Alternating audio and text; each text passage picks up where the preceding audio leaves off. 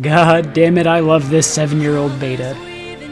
Smash Ultimate bears one of the most prestigious rosters in fighting game history, with almost 20 third-party characters and almost 70 Nintendo originals.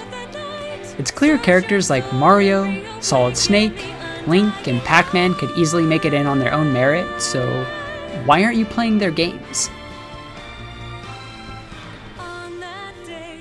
It's difficult to say whether or not Smash Ultimate is the most successful fighting game of all time, as Nintendo doesn't release any kind of activity numbers. However, there's a reason that this 7-year-old fighting game still has an active and developing meta. Many of the all-time greats are still active players, while players like myself and many others have strayed away from the competitive side of Smash and entered more of a casual competitive limbo. This means more time enjoying more characters instead of worrying about grinding 85 matchups with one high tier. This also leaves plenty of time to delve into how and why these characters were selected to make it into Smash. Today, I'm going to go over some of my favorite series in Smash Ultimate. A couple of these are the reason that I main the characters that I do, while others, I'm really just grateful that Smash introduced me to them. In the current renaissance of remakes, investing in just about any video game series actually feels reasonable, as we'll eventually get some form of updated content to go with the times. Many of these series are still active and thriving today, so whether you're a retro or modern gamer, it's been a few years since anyone was genuinely left out in the cold. I specifically chose series that have enough content to keep you from scratching at the neck for your next fix, as all of them are packed with possibly thousands of hours of content. Enjoy the based bias and make sure to drop a follow.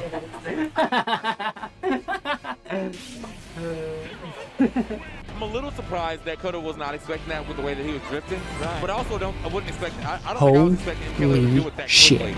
So, I genuinely do not know who was depression maxing at Steam a couple of years ago, but when my best friend told me that Persona 5 Royal was on sale for $30, I knew it was time. I grew up on RPGs like Final Fantasy, and had always heard amazing things about Persona, but I just didn't really have the gear to play it to its maximum potential. The timing seemed clandestine because as I was migrating from Melee to Ultimate, I found that there was a bit of an empty space that the shortage of mechanics at the time caused. With Joker being forever popularized among the Smash community, even my Twitch chat was excited for me to experience one of the greatest RPGs of all time.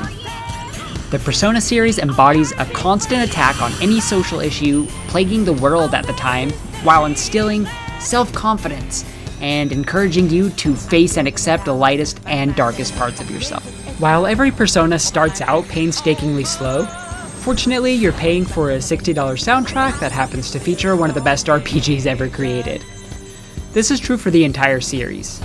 By the time I was done with 5 Royal, 4 Golden had released on Steam, shortly followed by Persona 3 Reload, and I was hooked. My blood hurt if I didn't have Color Your Night blasting my ears 24/7.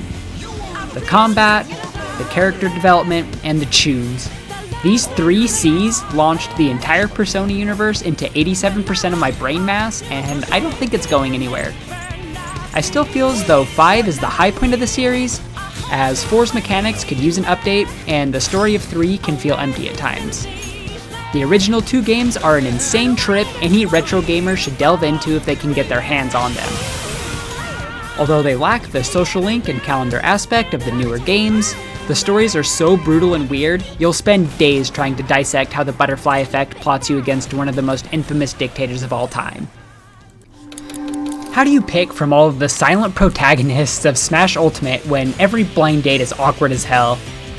Well, when words fail, animations are worth 1,000 words. Capcom and Nintendo have always had a relatively amazing relationship, and Capcom put up zero resistance and were quite excited to see Mega Man make it into Smash Bros. While this kit is mainly revolving around the older games, which I personally don't recommend that much, dear God, what a series. But Chidori, if you can't recommend the original games that its kit was actually based on, why is he even in this discussion? No worries, I'll feed you, baby bird. Although the Mega Man X games made their initial appearance on the Super Nintendo, this is still one of the most high-octane platform games you can invest in.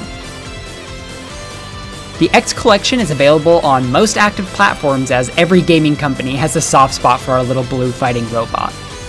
A fantastic story, the foundational gameplay of the original series, constantly evolving mechanics, wall jump, and challenging boss fights make the X series really engaging.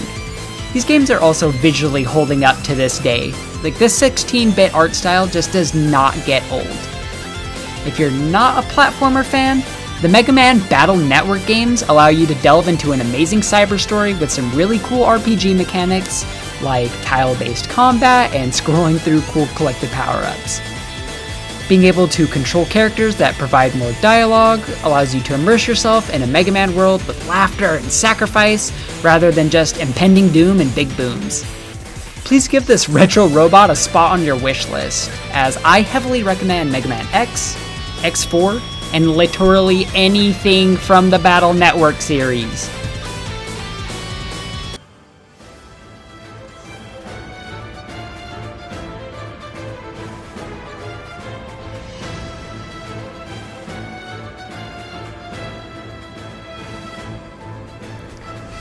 I think the series that is probably everyone's #1 offender is Fire Emblem. I mean, why are there 8 of them here? That's almost as many Mario characters as we have in Smash Ultimate. And don't you split hairs with me either, you rat bastards, I'm counting the logo. You have to understand that while Smash has had a lengthy history of being a kind of marketing tool for Nintendo, you can still tell Sakurai is incredibly excited every time he gets to release a Fire Emblem character.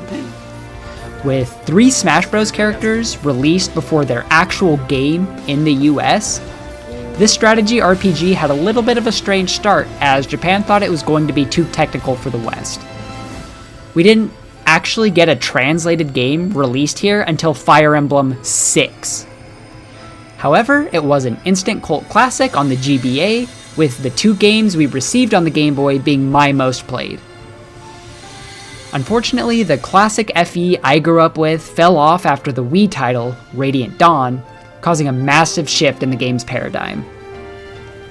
More cozy gaming mechanics and dating simulator styles emerged within Awakening, and while old heads might scream at that moving train, they were insanely refreshing to a dying series that brought Fire Emblem back into the light for many. You're typically following a blue-haired leader who was freshly orphaned right into bloody turmoil, building supports with your companions that you move like chess pieces for combat. Your characters evolve within the story and on the field as they gain combat prowess, although the actual gameplay is often favorable to the generic story of a prince slaying a mighty beast to free the land from tyranny. Despite Fire Emblem dominating so much of the roster, very few people have stopped to experience the series that introduced the complete concept of a sortie to the fighting game world. If you pick the right title for you, your life will forever be changed by the haunting Renaissance-themed music, character favoritism, and permadeath. That's right, if a character dies and you don't restart the chapter from the beginning, they are gone. Fire Emblem will forever be my favorite series for blossoming the strategist that was always inside me. If you're looking for a challenge as an avid SRPG or chess player, I heavily recommend the DS titles like Shadow Dragon. If you're a beginner and just want to experience the mechanics with lovely graphics, grab Sacred Stones or play Fire Emblem 6 on Nintendo Switch Online. If cozy gaming moments and relationship building makes you feel at home, Awakening and Three Houses are my favorites. I'm still not ready to forgive Engage, the latest installment, for being the biggest fan service game, but it is gorgeous.